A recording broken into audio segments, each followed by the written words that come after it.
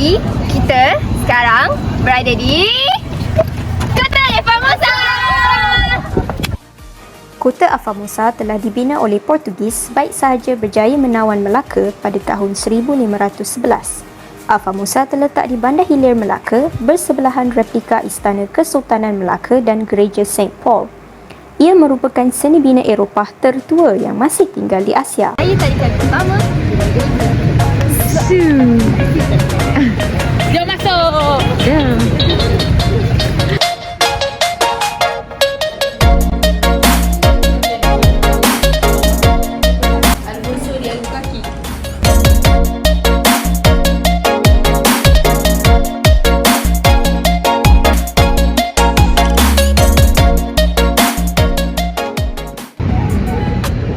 Sekarang kita berada di Istana Kesultanan Melaka.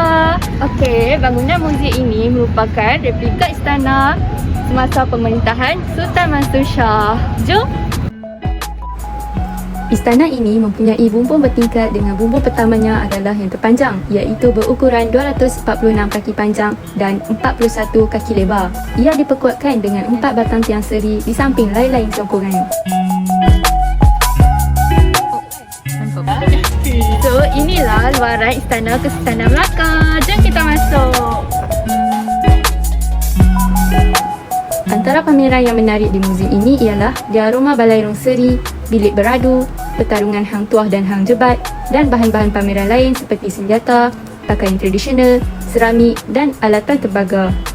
Secara keseluruhannya, kita berpeluang menambah pengetahuan berhubung institusi Kesultanan Melayu Melaka dan menerokai suasana dalaman sesebuah istana serta memperlihatkan fungsi dan peranan istana ketika itu. Ayuh kita mengimbas kembali sejarah pertikaman hang tuah dan hang jebat dan mengambil pengajaran daripada peristiwa tersebut. Hang Tuah ialah seorang pahlawan yang amat hebat dengan ketangkasan dan kebijaksanaan bersama-sama dengan sahabatnya Hang Jebat, Hang Lekir dan Hang Lekiu. Beliau diberi gelaran Laksamana oleh Sultan Melaka dan dihadiahkan keris Tamim Sari selepas berjaya membunuh Tamim Sari. Namun pada suatu hari, Sultan mengarahkan bendahara untuk membunuh Hang Tuah disebabkan oleh fitnah yang mengatakan Hang Tuah bermesra dengan dayang-dayang istana.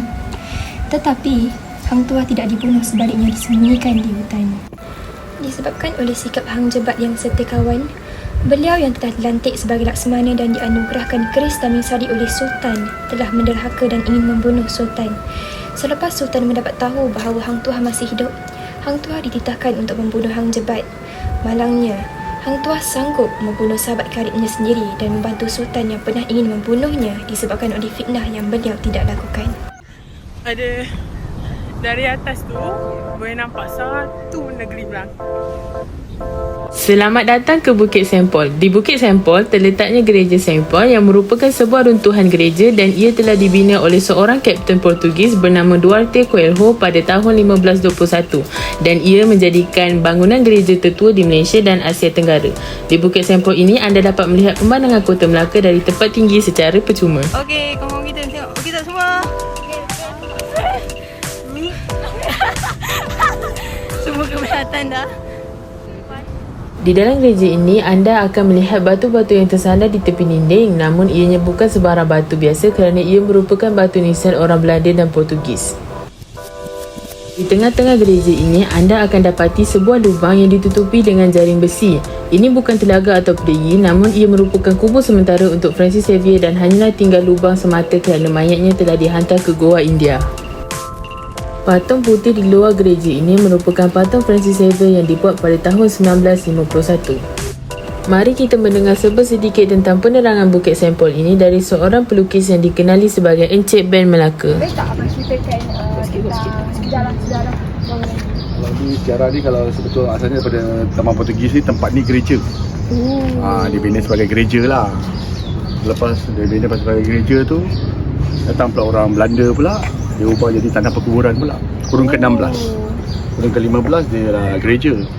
Kurun ke-16 jadi tanah perkuburan. Asalnya Ada orang kata asal dia masjid pun ada. Dia kata Istana Melaka. Tapi kita masih tak dapat lagi nak jelaskan kepada orang yang benda tu lagi lah. Sekarang masih sama-sama lah. Sebab apa? Kena ada bukti yang kukuh untuk kita nyatakan benda tu sebagai istana dengan masjid lah. Sebenarnya dia gambaran dia orang kata ni daripada runtuhan daripada istana dengan masjid yang diorang bina gereja ni. Tu saya tak dapat nak cakap lah, kadang-kadang takut orang salah faham kan. Tapi lepas datang pula British pula, tempat ni jadi tempat simpan senjata api pula. Dia ubah lah daripada kurung-kurung dia lain lah.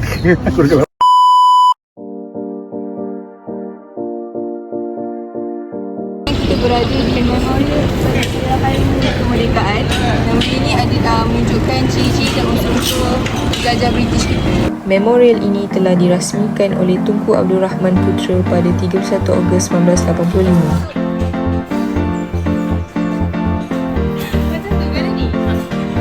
Okay, so sebenarnya tempat ni menceritakan masa mana perjuangan Tunku Abdul Rahman untuk mencapai kemerdekaan bagi negara kita. Mengapa Tunku Abdul Rahman memilih Melaka sebagai negeri pertama untuk mengisytiharkan tarikh kemerdekaan Tanah Melayu? Ini kerana Tunku Abdul Rahman ingin mengekalkan ikonik Melaka sebagai bermula dan berakhirnya penjajahan kuasa asing. Memorial ini mengimbau sejarah perjuangan kemerdekaan dengan memaparkan pelbagai bahan seperti dokumen, peti pilihan raya, keratan akhbar, pakaian rasmi, pen dan meja kemerdekaan. Penubuhan memorial ini adalah untuk mengenang dan memperingati jasa dan pengorbanan para pejuang kebebasan dan kemerdekaan tanah air membebaskan negara dari cengkaman penjajah yang silih berganti. Memorial ini adalah lubuk untuk menyimpan pelbagai maklumat mengenai sejarah kemerdekaan negara kita. Contohnya, sejarah pembentukan Malaysia yang berlaku selepas 6 tahun merdeka iaitu pada 16 September 1963.